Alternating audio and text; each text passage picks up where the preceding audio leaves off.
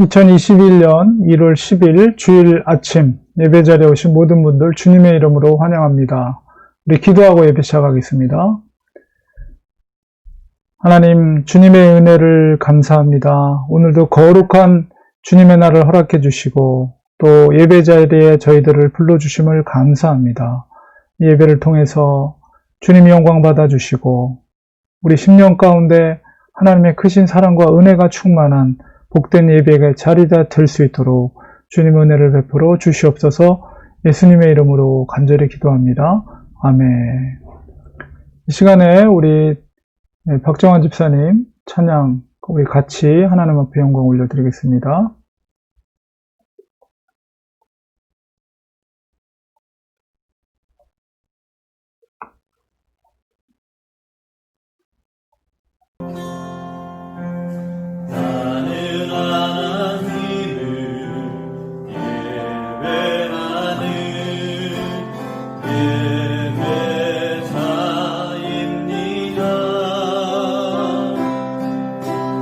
내가 서 있는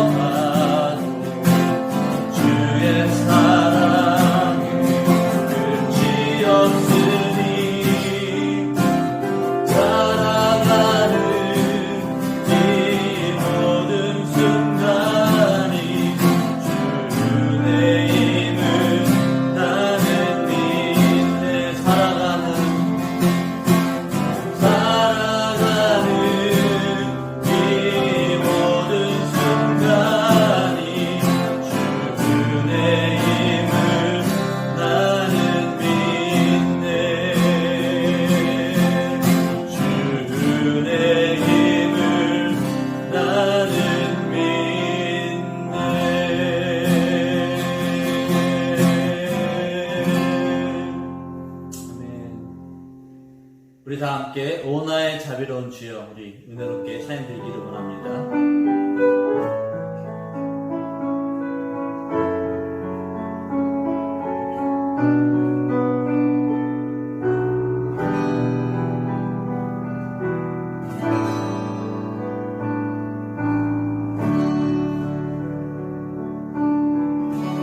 오 나의 자비로운 주여, 나의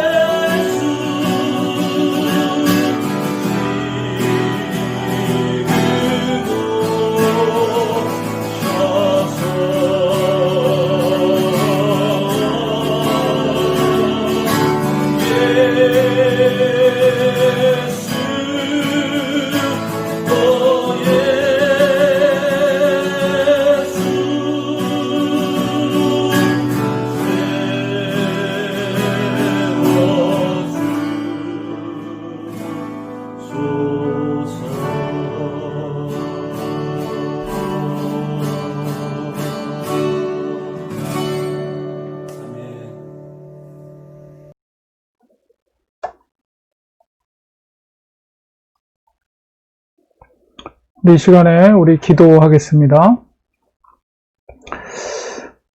하나님 감사합니다. 오늘 거룩한 주님의 날 저희들에게 예배할 수 있는 시간을 허락해 주시고 건강을 허락하심을 감사드립니다. 우리의 찬양과 기도와 말씀과 봉헌 가운데 주께서 임재하여 주시옵시고 주께서 붙들어 주셔서 하나님의 은혜 가운데 거할 수 있도록 주님 도와 주시옵소서. 예배를 축복해 주시고 예배를 통해서 은혜 받는 귀한 시간 될 수 있도록 도와 주시옵소서. 코로나로 인해서 우리가 어려운 시기를 보내고 있습니다. 특별히 질병으로 인해서 고통당하고 있는 우리 임집사님 가정을 지켜주시고 회복케 하여 주옵소서. 건강한 몸으로 주님께서 회복케 하여 주시옵소서. 마이클 성도님, 탐 성도님, 주님께서 강하신 팔로 붙들어 주셔서 하나님의 회복의 역사 허락해 주시고 주님 앞에 영광 올려드리는 믿음의 가정 될 수 있도록 도와주시옵소서. 우리 박정환 집사님 찬양으로 인도하고 반주로 수고하시는 박성복 집사님 가정도 코로나의 고통 가운데 있습니다. 하나님께서 그 가정을 지켜주시고 그 질병과 싸워서 극복하게 하여 주시고 하나님의 회복의 역사가 일어날 수 있도록 성령으로 기름 부어 주시옵소서.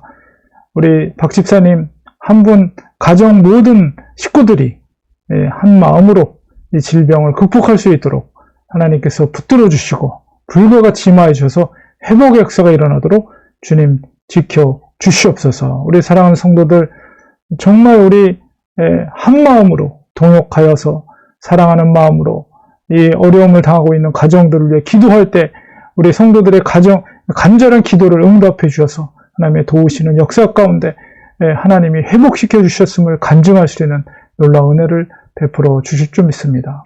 하나님 예배를 통해서 하나님의 음성을 듣고 하나님의 위로함을 받고 하나님의 능력을 받을 수 있는 귀한 시간 될 수 있도록 예배를 축복해 주시옵소서.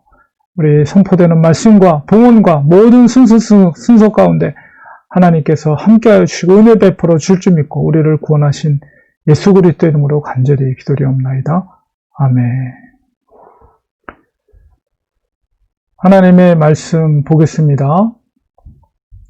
오늘 하나님의 말씀은 요한복음 15장 5절에서 14절까지 말씀 보겠습니다.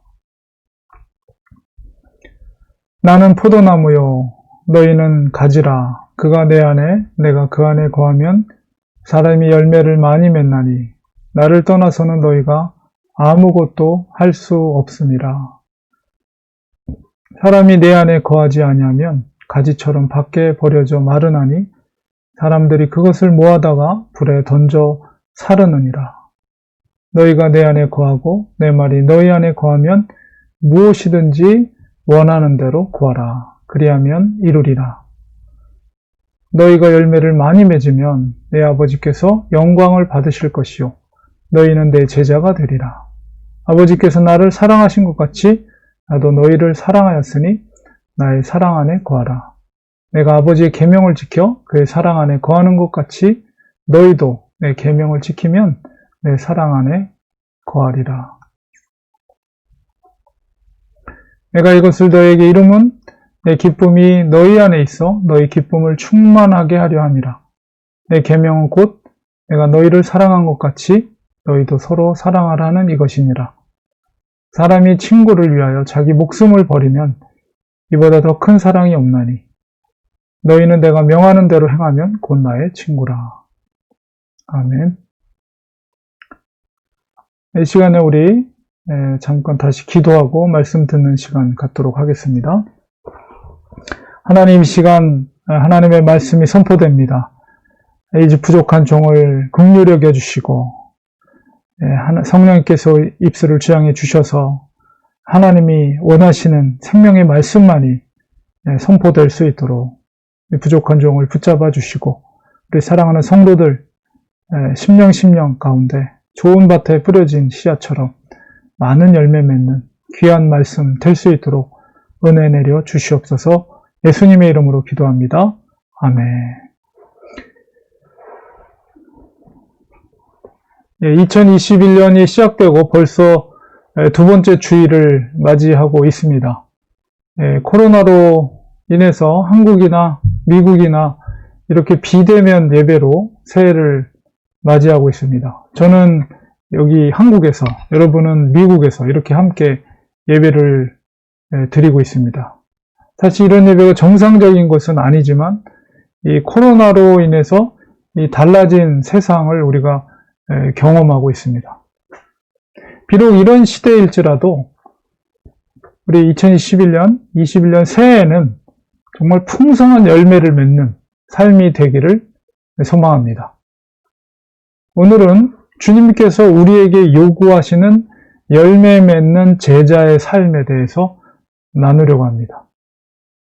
특별히 요한복음의 저자인 사도 요한은 사도들 중에서 가장 오랫동안 생존했던 사도였습니다.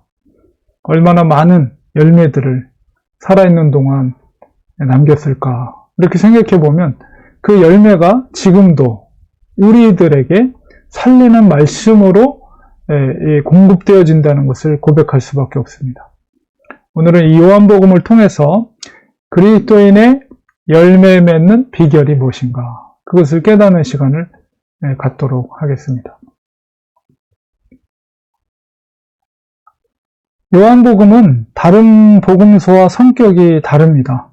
제가 이 본문을 가지고 전에도 말씀을 전한 적이 있는데요. 요한복음은 일종의 교리서, 다른 복음서가 예수님의 행적을 기록했다면 이 교리적인 내용으로 구성이 되어 있다고 생각하는 것이 책을 이해하는 데 도움이 됩니다. 물론 요한복음에도 예수님의 행적이 기록되어 있습니다. 그러나 요한의 관점은 예수님의 신성을 강조하는 동시에 예수님의 인성을, 또한 성육신을 강조하고 있습니다. 그 이유는 그 당시 초대교회 예수님의 이런 신성이라든가 아니면 인성을 부인하는 이단 사상들이 창궐했기 때문에 그것을 분명하게 교리적으로 정리를 하는 것이죠. 그래서 우리가 요한복음 첫 번째 1장에서 우리가 살펴보면 요한복음에서는 처음서부터 그것을 강조하고 있어요. 태초에 말씀이 계시니라. 이 말씀이 하나님과 함께 계셨으니 이 말씀은 곧 하나님이시니라. 말씀이 1장 14절에 육신이 되어, 첫 번째는 1절에서는 예수님의 신성을 강조하고 있는 거죠. 이 로고스가 바로 예수님이니까 14절에 보면 말씀이 육신이 되어 우리 가운데 거하심에 우리가 그의 영광을 보니, 여기서 그 말씀이 육신이 된 분이 그리스도예요. 그래서 바로 예수님의 인성을 강조하고 있는 것입니다. 아버지의 독생자의 영광이요 은혜와 진리가 충만하더라, 이렇게 말하고 있습니다. 이 요한복음의 처음부터 시작을 통해 요한이 강조하는 바를 우리가 이해할 수가 있죠. 그래서 그리스도의 신성과 인성을 강조하고 있고요. 그 다음에 이제 20장으로 가면 20장 31절에 보면 요한복음을 왜 저술했는가에 대한 목적을 분명하게 밝히고 있습니다. 오직 이것을 기록하면 너희로 예수께서 하나님의 아들 그리스도이심을 믿게 하려 함이요, 또 너희로 믿고 그 이름을 힘입어 생명을 얻게 하려 함이니라. 이 저술의 목적을 우리가 생각하면서 요한복음의 모든 본문이 바로 20장 31절에 있는 이 말씀을 지향하고 있다는 것을 이해해야 됩니다. 예수 그리스도의 하나님의 아들 그리스도 되심을 믿게 하는 것, 그리고 힘입어서 생명을 얻게 하는 것. 제가 그것을 포인트로 강조해서 지난번 설교를 드렸습니다. 요한복음은 특별히 예수님의 신성을 강조하고 있어요. 하나님 되심, 예수님의 하나님 되심. 그래서 예수님의 신성의 특징을 이제 7가지 비유를 통해서 사도 요한이 밝히고 있죠. 그래서 헬라어로는 에고 에이미, 이게 비동사죠. I am, 나는 누구이다. 이런 헬라어 문장을 가지고 7가지를 이야기하고 있어요. 전에도 제가 말씀을 드렸죠. 오늘 읽은 본문 15장은 바로 그 7가지 중에서 마지막 7번째, 예수님의 신성을 포도나무로 비유하고 있는 부분입니다. 이 포도나무의 비유는 바로 열매와 관련된 비유입니다. 그래서 15장 5절에 나는 포도나무요 너희는 가지라 이렇게 말씀하고 있어요. 예수님께서 포도나무로 자신을 비유한 것도 바로 포도의 열매의 어떤 필요성과 함께 또한 너희는 가지라 라는 말씀 속에서 성도와의 어떤 관계성을 표현한 말씀이 5절의 말씀이죠. 그리고 15장 1절에 보면 나는 참 포도나무요 내 아버지는 농부라 이렇게 시작이 되죠. 비유가 그 관계성을 설명하는 거예요. 비유를 통해서. 그래서 하나님은 농부이시고 주님은 참 포도나무이에요. 그래서 이 농부는 포도나무 열매를 얻기 위해서 포도나무를 심고 거기에 애정을 가지고 돌봅니다. 이 관계성 속에서 또 제자들을 향해 주님은 포도나무의 가지다. 너희는 가지다. 이렇게 말하고 있죠. 하나님의 마음은 이렇게 농부로 비유된 하나님의 마음은 주님을 통해 포도나무인 주님을 통해 그리고 또한 제자들, 가지를 통해서 뭘 원하는 거예요? 열매를 원하는 거예요. 이 뒤에 있는 포도 열매가 아주 탐스럽게 열렸죠. 이런 것처럼 열매를 원하시는 거예요. 하나님의 뜻은. 이 열매의 의미가 무엇입니까? 그것은 하나님의 나라의 풍성함, 하나님 나라의 확장이라고 볼 수가 있습니다. 이 관계성 속에 현재를 살아가고 있는 우리 그리스도인들은 열매를 원하시는 농부의 마음, 곧 하나님의 마음을 우리는 깨달아야 합니다. 우리 가지인 그리스도인들이 열매에 대한 열망과 소망이 없이 살아간다면 그것은 가지의 존재 의미를 상실한 채 살아가는 것과 마찬가지입니다. 그리스도인들은 반드시 하나님의 기쁘신 뜻에 따라서 열매를 맺는 삶을 살아야 하는 것입니다. 자, 그렇다면 우리가 어떻게 해야지 많은 열매를 맺을 수 있을 것인가? 오늘 본문을 중심으로 해서 그 깨달음을 얻으려고 하는데요. 15장 5절 후반부에 보면 첫 번째로 뭐냐? 그리스도 안에 거해야 된다는 거예요. 내가 그 안에 거하면, 그가 내 안에, 내가 그 안에 거하면 사람이 열매를 많이 맺는다고 그래요. 나를 떠나서는 너희가 아무것도 할 수 없습니다. 그리고 가지의 비유 속에서 당연한 거죠. 포도나무에 붙어 있지 않는 가지는 쓸모가 없죠. 포도나무 본 가지의 줄기가 붙어 있어야지, 가지가 붙어 있어야지 말라버리지 않고 영양 공급을 받아서 열매를 맺을 수가 있는 거예요. 나무에서 떨어져 나간 가지라는 것은 열매와는 관계없는 존재가 되는 것입니다. 6절에 이어지는 말씀 속에서 그 떨어져 나는 나무를 뭐라 그래? 사람이 내 안에 거하지 아니하면 가지처럼 밖에 버려져 마르나니 사람들이 그것을 모아다가 불에 던져 사르느니라. 이렇게 관계가 없다는 것은 관계가 없어지게 되면 떨어지게 되면 원래 농부의 의도와는 다르게 열매 맺기를 원했던 의도와는 다르게 이 떨어지면 어떻게 돼요? 마르게 되고 쓸데없는 불쏘시개로 쓰임 받을 수밖에 없는 존재가 된다. 그래서 모아다가 불에 던져 사른다. 불사르게 한다. 이 불태워진다는 것은 형벌과 심판, 형벌과 관계된 말입니다. 예수님으로부터 우리가 관계가 끊어지는 순간 그것은 버려지는 것이죠. 그는 구원에 이룰 수 없다는 굉장히 심각한 의미를 담고 있는 거예요. 그렇기 때문에 열매라는 것은 구원을 위한 어떤 선택이 아니라 반드시 필요한 것이다. 필수적인 것이다. 라는 것을 이 예수님의 비유를 통해서 우리는 깨달아야 돼요. 그래서 우리가 열매에 대한 열정과 소망을 간절히 우리는 가져야 하는 것입니다. 그리고 이렇게 붙어 있다는 것. 주님과의 상호 쌍방 간의 연대와 연합을 통해서 열매를 맺을 수 있다라고 말하고 있는 것이죠. 15장 7절에 너희가 내 안에 거하고 내 말이 너희 안에 거하면 무엇이든지 원하는 대로 구하라. 그리하면 이루리라.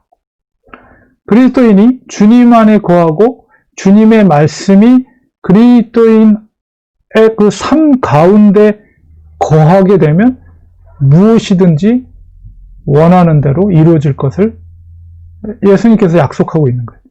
이것은 바로 주님과의 연합과 유기적인 연대 속에서만이 하나님의 기뻐하시는 뜻을 이룰 수 있다는 약속입니다.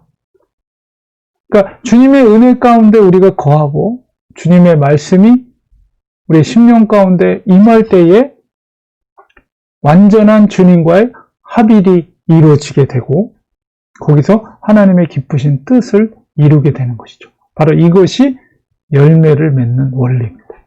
그리스도와의 연합이 이루어졌을 때 열매를 맺게 된다는 거예요.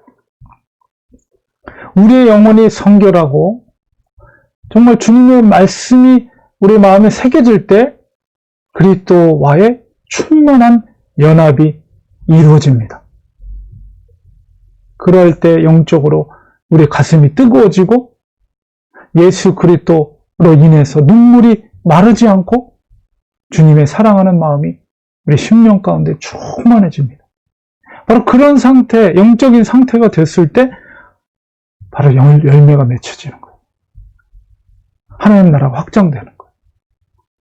이런 상태가 될 때 우리가 하나님께 무엇을 구할 수 있겠어요? 우리가 결코 우리의 육신의 어떤 욕망을 위해서 하나님께 간구하지 않습니다. 그런 사람은 하나님의 선한 뜻을 구합니다. 내 어떤 계획과 뜻이 있다 할지라도 무엇이 하나님이 기뻐하신 뜻인가 그것을 구하고 그 뜻에 순종하려는 태도를 가지고 하나님의 나라가 확장되는 것을 위해 구합니다. 하나님이 기뻐하시는 일을 구합니다. 이와 같이 그것을 그런 상태에서 하나님 앞에 간구할 때 하나님이 이루어 주시겠다 약속하셔요. 그 원하는 바가 뭐예요? 풍성한 열매인 것이죠. 이것이 바로 이 땅에서 풍성한 열매를 맺을 수 있는 비결입니다. 그렇게 해서 15장 8절에 너희가 열매를 많이 맺으면 내 아버지께서 영광을 받으실 것이요 너희는 내 제자가 되리라. 그리스도의 연합과 합의를 통해서 풍성한 열매를 맺을 수 있게 됩니다. 그것이 바로 하나님께 영광이 되는 것이며 주님의 참된 제자가 되는 거예요. 참된 제자라는 것은 주님이 걸어가신 그 길을 걷는 그런 자격이 주어진다는 것입니다.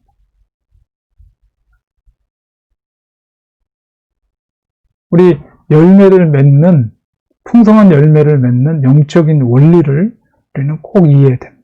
두 번째로 풍성한 열매를 맺기 위해서는 15장 9절에서 10절에 있는 말씀인데요. 그리스도의 사랑 안에 거해야 합니다. 15장 9절에 아버지께서 나를 사랑하신 것 같이 나도 너희를 사랑하였으니 나의 사랑 안에 거하라. 그리스도 안에 사랑 안에 거하는 것. 그것이 바로 열매를 맺는 비결이에요. 하나님은 독생자 그리스도를 사랑하셨습니다. 왜냐하면 예수님은 아버지의 말씀, 아버지의 계명을 철저히 지켰기 때문에 그래요. 15장 10절에 내가 아버지의 계명을 지켜 그의 사랑 안에 거하는 것 같이 너희도 내 계명을 지키면 내 사랑 안에 거하리라. 아버지의 사랑을 받는 것, 아버지 사랑 안에 거한다는 것은 바로 그 아버지 창조주 되시는 전능자의 그 돌봄과 도움을 받는다는 의미입니다. 주님이 그 돌봄을 받았다는 거예요. 농부의 사랑으로 포도나무가 돌봄을 받아서 열매를 맺을 수가 있는 것입니다. 이와 같이 우리도 그 주님의 사랑 안에 거해야 됩니다. 주님의 사랑 안에 거하려면 예수님의 말씀처럼 주님의 계명을 지켜야 돼요. 우리가 주님을 사랑한다고 하면서 계명을 지키지 않는 자는 그 고백은 거짓입니다. 주님을 정말 사랑하는 사람들은 말없이 주님의 계명을 지킵니다. 주님의 사랑 안에 거할 때 주님의 돌봄을 통해 우리가 좋은 포도 열매를 맺을 수가 있는 것입니다. 주님의 사랑 안에 거하시기 바랍니다. 주님을 진심으로 사랑하면 주님의 말씀이 우리의 마음판에 새겨집니다. 우리의 그 욕심대로 사는 삶을 결코 살지 않습니다. 말씀이 우리의 구체적인 삶에 그게 워킹이 돼요. 작동을 하기 시작해요. 말씀이 우리 마음판에 새겨집니다. 그런 영적인 상태가 될 때 내가 좋은 열매를 맺을 수가 있는 것입니다.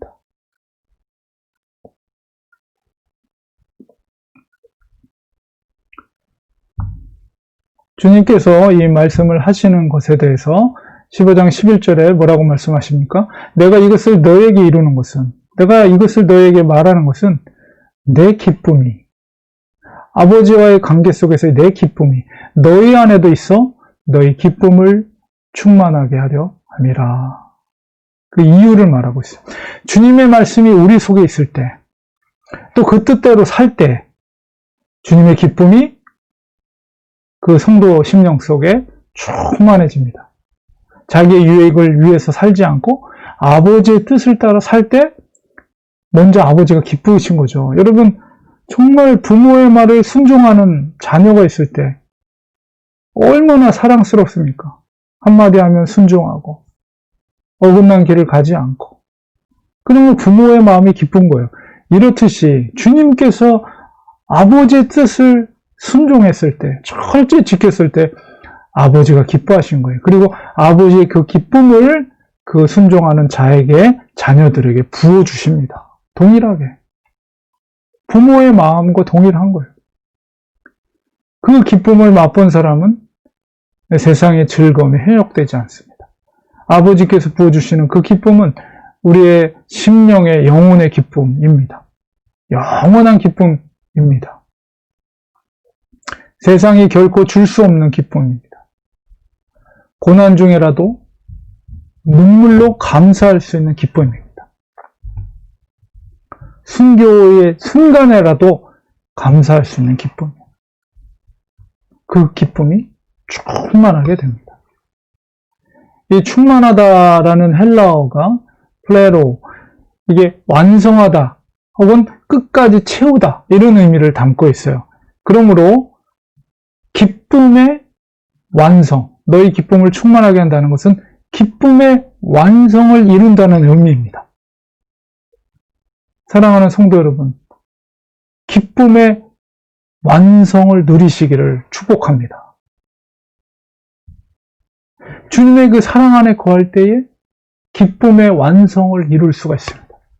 날마다 그 기쁨의 완성 가운데 살아간다면 얼마나 좋겠습니까? 인생이 누릴 수 있는 진정한 삶의 가치가 그 기쁨 속에 있는 거예요. 그것을 세상에서 찾을 수가 없어요. 오직 주 안에서만 그것을 찾을 수 있는 참된 기쁨, 우리 영혼의 만족함입니다. 앞서 10절에서 주님께서 우리에게 요구하시는 계명, 그 계명이 무엇입니까? 12절에 기록되어 있어요. 내 계명은 곧 내가 너희를 사랑한 것 같이 너희도 서로 사랑하라 하는 이것이니라. 바로 주님께서 우리를 사랑하신 것처럼 너희도 서로 사랑하는 것. 이것이 그 계명이에요. 이 사랑은 아가페의 사랑입니다. 조건 없는 사랑입니다.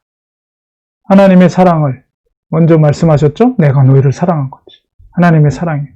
그리고 너희도 서로 사랑하라. 이웃 사랑을 말합니다.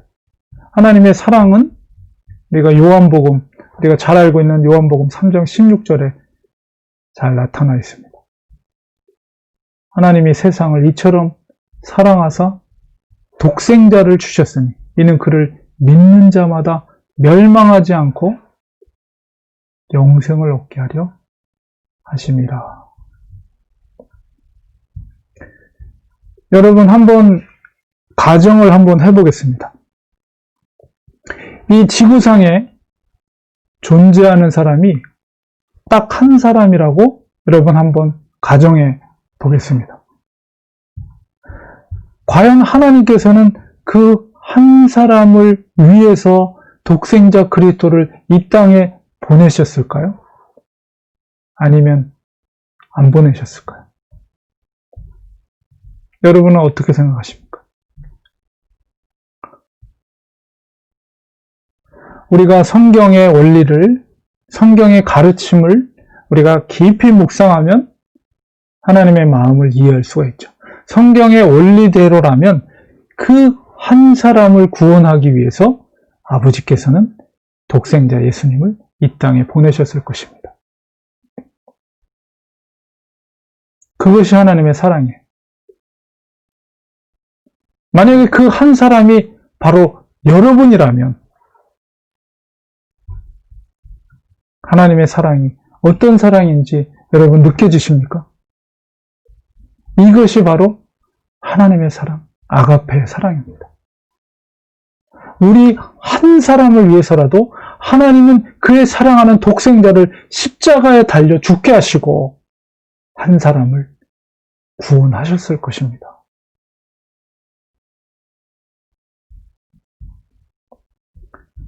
(13절에) 사랑의 가장 큰 사랑이 무엇이냐라고 했을 때 13절에 보니까 사람이 친구를 위하여 자기 목숨을 버리면 이보다 더 큰 사랑이 없다라고 말하고 있어요. 세속적인 사랑, 남녀간의 사랑, 이런 사랑은 결코 무조건적인 사랑이 아니에요. 조건적인 사랑이에요. 내가 사랑한 만큼 상대방도 나에게 그 사랑을 주어야 되는, 내가 받아야 되는 거예요.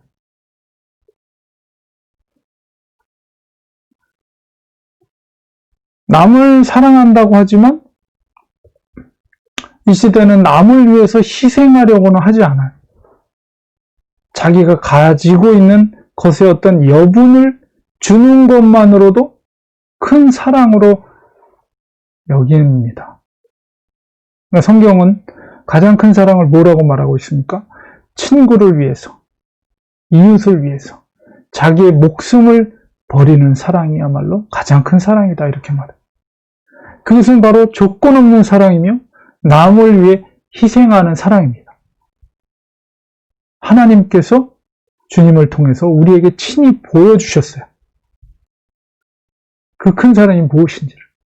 바로 우리는 주님을 본받는 자들이 되어야 합니다.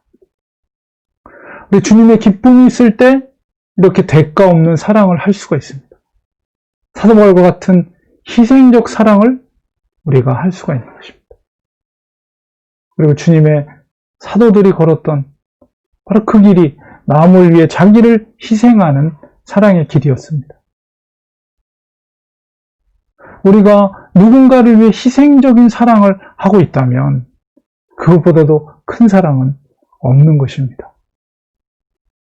바로 그 사랑이 무엇을 하게 된다고요? 열매를 맺게 한다는 거예요. 그 희생의 사랑이야말로 수많은 열매를 맺게 한다는 것입니다. 주님의 희생을 통해서 얼마나 많은 사람이 하나님의 은혜와 풍성한 하나님 나라의 열매를 얻게 되었습니까? 마지막 14절에 너희는 내가 명하는 대로 행하면 곧 나의 친구라 말하고 있어요. 진짜 친구는 뭐라고요? 가장 큰 사랑을 하는 친구? 이 14절의 말씀은 주님과 제자 상호 간의 희생적인 사랑의 관계가 이루어짐을 표현한 것입니다. 나의 친구라는 건 뭐예요? 주님의 친구라는 거예요. 주님은 그 친구를 위해, 제자들을 위해서 희생적인 죽음을 할 수 있는 거고, 또한 제자들은 주님을 위해서 희생적인 죽음을 할 수 있다는 의미인 거예요. 이 관계는 바로 그들의 순교적 삶을 통해서 증명이 되었습니다. 교회 역사 속에서. 모든 제자들이, 모든 사도들이 다 순교를 당했어요. 그들은 주님의 친구였던 거예요. 주님을 위해서 자기의 목숨을 버리는 진정한 친구였던 것입니다. 하나님의 기뻐하시는 뜻을 이루고 바로 진정한 풍성한 열매를 그 사도들의 죽음을 통해서 주님을 향한 죽음을 통해서 열매를 맺은 것입니다. 이것이 바로 열매를 맺는 풍성한 영적인 원리인 것입니다. 결론을 맺겠습니다. 2012년에는 어느 때보다 더욱 풍성한 열매를 맺기를 소망합니다. 그것은 정말 하나님께서 기뻐하시는 뜻입니다. 포도나무의 비유는 어떤 면에서는 종말론적인 비유이기도 합니다. 열매를 맺지 못하면 불에 던지워진다. 그러나 우리가 풍성한 열매를 맺게 된다면 그것이야말로 하나님께 영광이며 우리 그리스도인이 이 땅에 존재하는 의미이기도 합니다. 우리는 열매 맺기를 사모해야 합니다. 주님의 말씀과 사랑 안에 거할 때 풍성한 열매를 맺을 수가 있습니다. 그 속에 진정한 기쁨이 있습니다. 우리 인생이 하나님 앞에 가치 있는 인생이 되는 것은 오직 하나님 나라의 풍성한 열매를 맺는 것입니다. 우리의 소망을 그것에 두어야 합니다. 세상의 즐거움에 우리의 마음을 빼앗기지 말아야 합니다. 하나님의 나라가 더욱 풍성해지는 기쁨을 사모하시기 바랍니다. 영생의 길이 거기 있습니다. 이 땅에서의 삶은 결코 영원하지 않아요. 영원한 생명을 바라보시기 바랍니다. 하나님 나라의 풍성한 열매를 위한 좁은 길을 걸었던 주님과 사도들의 행적을 쫓는 2021년 한 해가 되시기를 간절히 축원드립니다. 기도하겠습니다.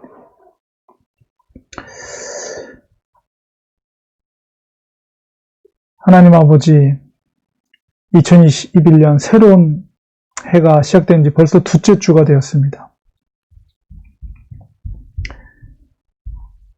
코로나로 인해서 힘들고 어려운 시대 속에 우리는 살아가고 있습니다. 그러나 이 힘겨운 시대 속에서라도 우리는 주님의 선한 열매를, 하나님의 기뻐하시는 열매를 맺는 저희들이 되기 원합니다. 예수 그리스도의 연합을 통해서 열매를 맺기 원합니다. 하나님의 사랑으로, 희생적인 사랑으로 열매 맺기를 원합니다. 아버지여, 우리를 불쌍히 여겨주시고 긍휼히 여겨주시고 하나님의 풍성한 열매를 맺을 수 있는 가지가 될 수 있도록 하나님 도와주시옵소서. 은혜를 베풀어 주시옵소서. 저희들을 지켜주시옵소서. 돌보아 주시옵소서.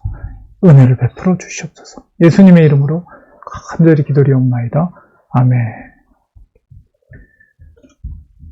이 시간에 우리 찬송가 455장 부르시면서 우리 준비한 헌금 하나님 앞에 올려드리겠습니다.